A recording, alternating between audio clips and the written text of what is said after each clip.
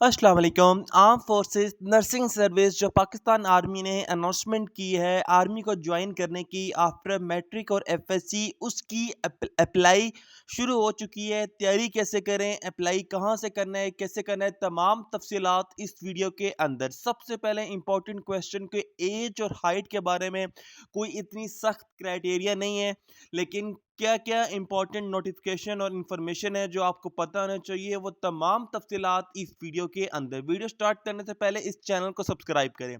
सिर्फ इसमें females apply कर सकती हैं। मैरिटल जो स्टेटस है, अगर आप बीएससी नर्सिंग कर रही हैं तो अनमेरिड होना चाहिए, लेकिन अगर आप ट्रेन नर्सिस की कैटेगरी की बेस में अप्लाई कर रहे हैं तो फिर बेशक मेरिट भी हो तो कोई मसला नहीं है। हाइट आपकी 5 फीट तक से ऊपर होनी चाहिए। वेट आपका हाइट के मुताबिक होना चाहिए। इसमें पाकिस्तान में रहने वाले तमाम जो स्टूडेंट्स हैं वो अप्लाई कर सकते हैं। इसमें 2 किस्म की जॉब्स होती हैं। एक बीएससी नर्सिंग जिसमें आप मैट्रिक और एफएससी की बेस पे अप्लाई करते हैं, और दूसरी ट्रेन नर्सिस है जो जिसमें ये होता है कि आपको, अगर आपने ऑलरेडी 4 साल की बीएससी नर्सिंग की है तो फिर वो ट्रेन नर्सिस की कैटेगरी में आप अप्लाई करेंगे, और इसमें लेफ्टिनेंट और कैप्टन का जो रैंक है वो दिया जाता है। और बॉन्ड होता है कि आपने 14 टू 16 ईयर्स आर्मी में लाजमी सर्व करना होता है। एलिजिबिलिटी कंडीशंस की अगर हम बात करें तो इसमें बीएससी नर्सिंग और ट्रेन नर्सिस आ रहा है जो मैंने आपको बता दिया है। और इसमें जो बीएससी नर्सिंग की कैटेगरी में अगर आपने अप्लाई करना है तो आपके एफएससी में 50% मतलब 50% टोटल 1100 नंबर होते हैं। अगर आपके 550 से ऊपर नंबर हैं तो आप अप्लाई कर सकते हैं। पार्ट 1 के रिजल्ट की बेस पे भी अप्लाई कर सकते हैं। अगर ट्रेन नर्स हैं तो ऑलरेडी अगर आपने बीएससी नर्सिंग की हुई है तो आपके पास पाकिस्तान नर्सिंग काउंसिल जो पीएनसी है उनका कार्ड लाजमी होना चाहिए। फिर आपने एफ ए या एफएससी किसी की बेस पे अप्लाई कर रहे हो तो उसमें आपके 55% से ऊपर नंबर होने चाहिए ट्रेन नर्सिस के लिए। लेकिन जो बीएससी नर्सिंग के लिए कर रहे हैं उनके लिए सिर्फ 50% से ऊपर होने चाहिए। इन एलिजिबिलिटी में वो आते हैं जो ऑलरेडी जिन्होंने आर्मी में 2 बार अप्लाई किया और रिजेक्शन हो गई हो, तो उनकी वो इन एलिजिबल हैं, वो आर्मी में अप्लाई एएफएनएस कैटेगरी में अप्लाई नहीं कर सकते।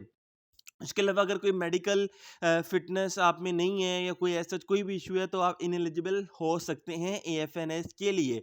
उसके अलावा रजिस्ट्रेशन के लिए आपने पाकिस्तान आर्मी की वेबसाइट पे जाना है। अभी इस वीडियो में थोड़ी देर आगे जाके मैं आपको बताऊंगा कि किस तरह से आप लोग अप्लाई कर सकते हैं।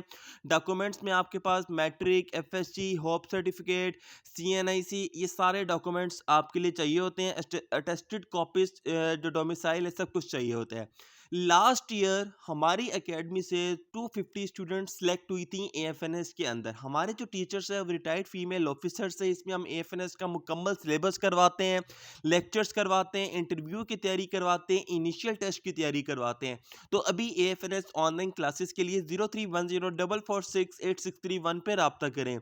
एएफएनएस में अप्लाई करने की जो लास्ट डेट है वो 23 जून है।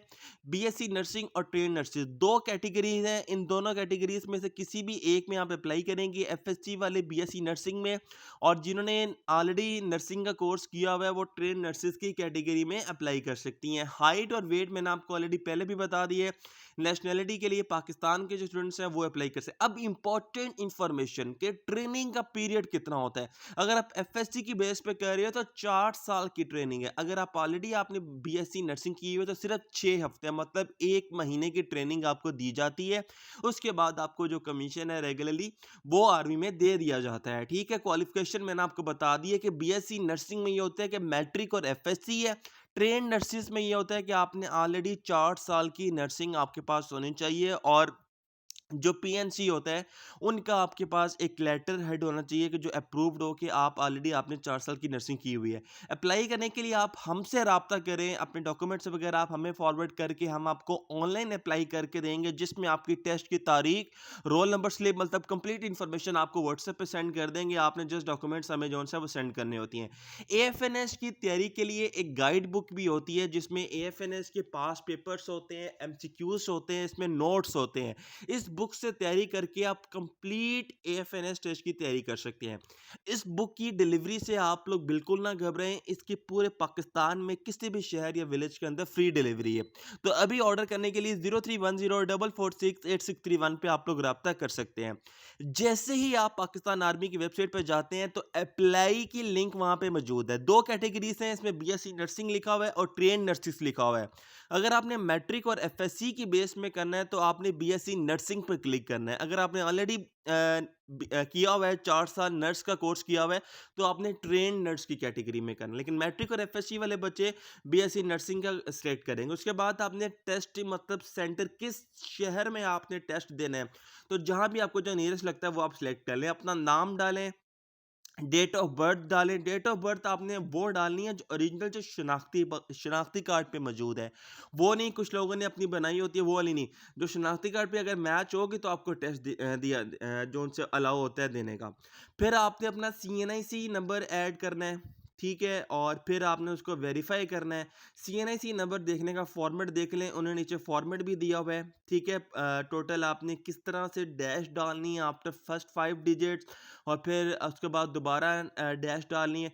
तो इस तरह से आपने शनाख्ती कार्ड नंबर डालना है। शनाख्ती कार्ड नंबर डालते हुए अपना ओरिजिनल शनाख्ती कार्ड को सामने रखें ताकि कोई स्पेलिंग मिस्टेक ना, क्योंकि ये सिंगल सी मिस्टेक अगर रजिस्ट्रेशन में होती हैं तो दोबारा रजिस्ट्रेशन नहीं होगी और आपको टेस्ट में बैठने नहीं दिया जाएगा।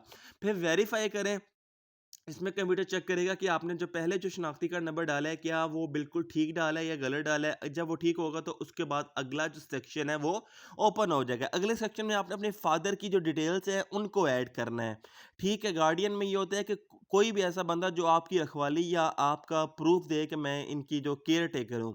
फिर फादर का प्रोफेशन क्या है, मतलब आर्मी में है, एयरफोर्स में है, नेवी में है। अगर प्राइवेट जॉब करते हैं तो आप प्राइवेट जॉब लिख दो, ये गवर्नमेंट करते हैं गवर्नमेंट जॉब कर दो। अगर प्राइवेट जॉब कर रहे हैं तो उसमें उनके क्या प्रोफेशन है, मतलब वो क्लर्क हैं, एडमिन है, ये कौन सी जॉब है उनकी, ठीक है। अगर आर्मी में है तो आपने उनका रैंक सेलेक्ट करना है कि उनका कौन सा रैंक है। फिर आपने फादर का आर्मी नंबर जो होता है कि जो सर्विस नंबर होता है वो आपने फिल करना है। सर्विस नंबर के बाद रेजिमेंट का आ रहा है। रेजिमेंट का मतलब होता है कि कौन से यूनिट से ताल्लुक है, जैसे कि बलोच रेजिमेंट है, पंजाब रेजिमेंट है, सिंध रेजिमेंट है, इनमें से कोई भी आप सिलेक्ट कर सकते हैं। फिर यूनिट कौन सी है, जैसे यूनिट फर्स्ट होती है, सेकंड होती है, थर्ड होती है, वो आपने फिल करना है, ठीक है। तो ये सारी डिटेल्स आपने फिल करनी है। मैं दोबारा बता रहा हूँ, अगर आपको ये डिटेल्स फिल करने नहीं आ रही, आपसे रजिस्ट्रेशन नहीं हो रही, तो नीचे दिए गए नंबर 0310446861 पे रब्ता करें। हम आपको अप्लाई भी करवाएंगे और तैयारी भी करवाएंगे। पोस्टल कोड के लिए गूगल पे जाएं। अगर आप लाहौर से हैं तो लिखें लाहौर पोस्टल कोड। अगर आप सियालकोट इस्लामाबाद से हैं तो आपने शहर के नाम के साथ आगे पोस्टल कोड मेंशन कर देना है। फिर एड्रेस मेंशन करें, तहसील मेंशन करें, परमानेंट एड्रेस बताएं। आप मुस्लिम हैं, नॉन मुस्लिम, सारी कैटेगरीज बतानी है, ठीक है, सुननी है।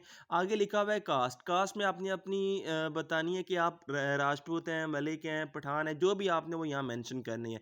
फिर एजुकेशनल डिटेल्स पे हमने आ जाना है। एजुकेशनल डिटेल्स को ज़रा गौर से सुने। इसमें दो सेक्शंस हैं, एक वो जो नर्सिंग बीएससी नर्सिंग के बेस पे अप्लाई करना चाहती हैं, और दूसरे स्टूडेंट्स वो हैं जो सिंपल एफएससी के बेस पे करना चाहते हैं।